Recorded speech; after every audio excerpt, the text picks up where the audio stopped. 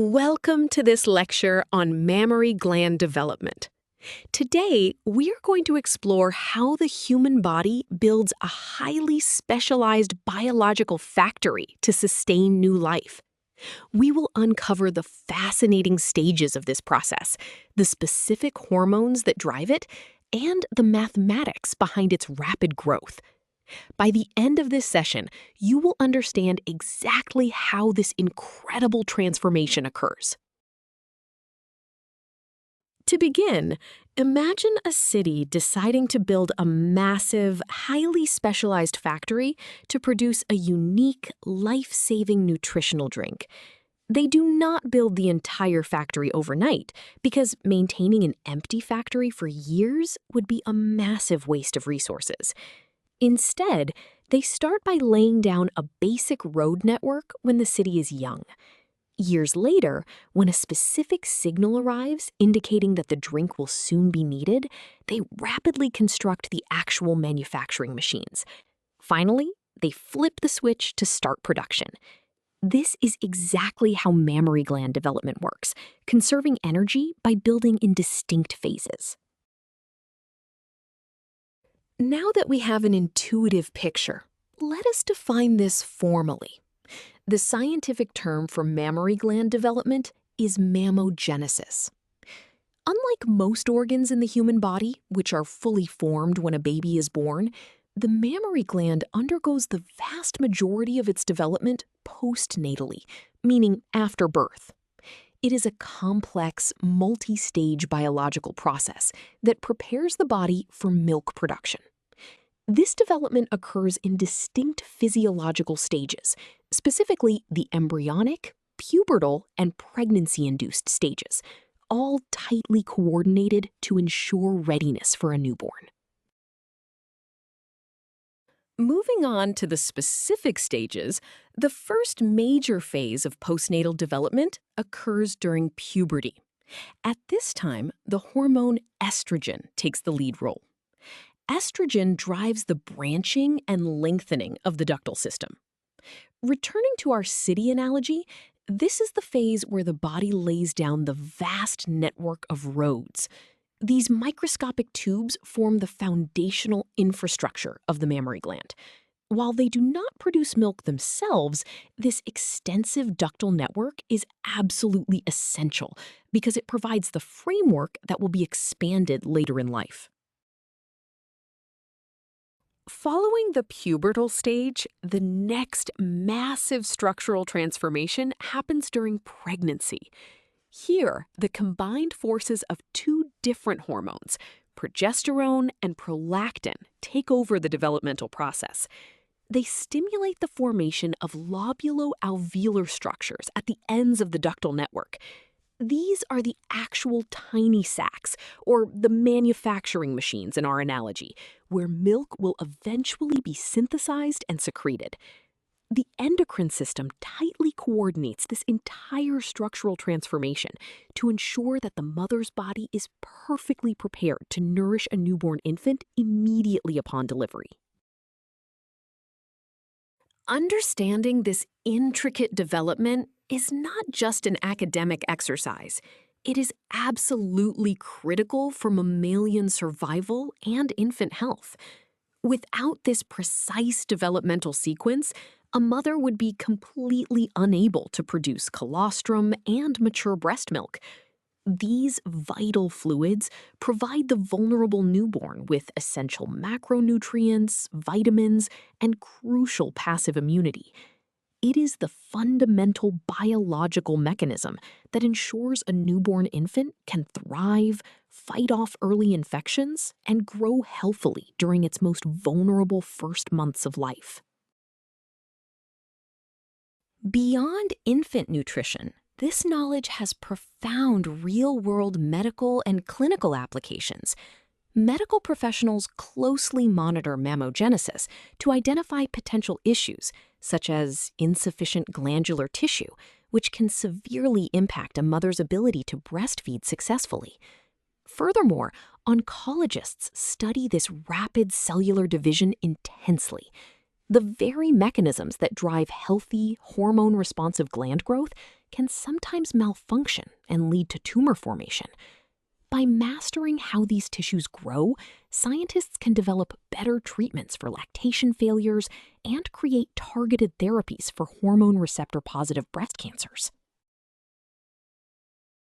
To truly appreciate how rapidly the mammary gland prepares for lactation during pregnancy, we must look at the mathematics of cellular proliferation.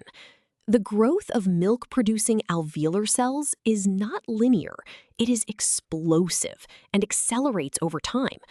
We model this using the standard biological exponential growth equation. V of t equals V naught times e to the power of kt. V of t represents the total tissue volume at a given time. V naught is the initial volume at the start of pregnancy. The constant k is the specific growth rate driven by hormones, and t is the time elapsed.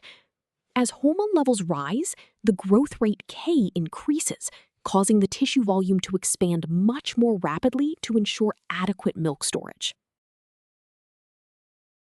Let us apply this formula with a concrete example. Suppose a woman at the beginning of pregnancy has a baseline tissue volume of 50 milliliters per breast. Her hormone levels support a continuous growth rate of 0.05 per week. We want to find the volume at week 20. We substitute 50 for V naught, 0.05 for K, and 20 for T. Multiplying the rate and time gives an exponent of exactly 1. We then evaluate e to the power of 1, which is Euler's number, approximately 2.718. Multiplying this by our initial 50 gives us 135.9 milliliters. Physically, this means the milk-producing structures have more than doubled in size by the middle of the pregnancy.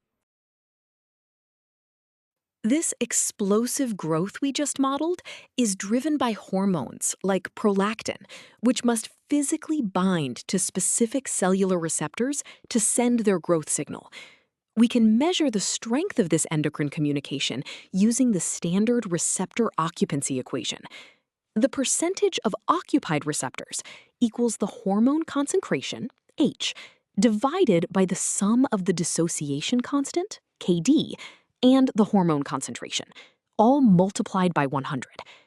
A higher hormone concentration in the blood increases the percentage of occupied receptors, strengthening the signal.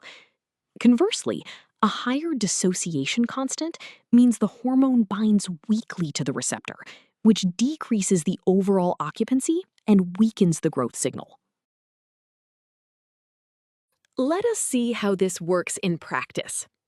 Imagine blood tests show a circulating prolactin concentration of 8 nanomolar, and the dissociation constant for the prolactin receptor is 2 nanomolar. We want to find the percentage of active receptors. We plug the hormone concentration of 8 into both the numerator and the denominator, and the dissociation constant of 2 into the denominator. This gives us 8 divided by 10, which is 0.8. Multiplying by 100 gives a final answer of 80%. In a physiological context, having 80% of receptors activated means the biological signal to grow is extremely strong, pushing the cells to rapidly prepare for lactation. Now that we have calculated the effects of these hormones, let us visualize their orchestration over time. This graph shows the relative concentrations of estrogen, progesterone, and prolactin across 3 major life stages. Notice how the blue estrogen line rises first during puberty to build the ductal roads. Then, during pregnancy, the green progesterone line and the red prolactin line surge dramatically, driving the exponential alveolar growth we just calculated. Finally, at the postpartum stage, estrogen and progesterone plummet, while prolactin begins a spiky, oscillating pattern. This sudden drop in progesterone is the exact biological switch that initiates active milk production. To wrap up our lecture, let us review the key takeaways. We have seen that mammary gland development is a beautifully orchestrated, multi-stage process that builds a complex biological factory. It relies on a precise sequence of signals: estrogen during puberty, followed by progesterone and prolactin during pregnancy. We also learned that this tissue expansion follows an exponential growth model, and that the strength of these changes is governed by hormone receptor binding kinetics. You now have a solid understanding of both the biology and the mathematics behind how the human body prepares to sustain new life.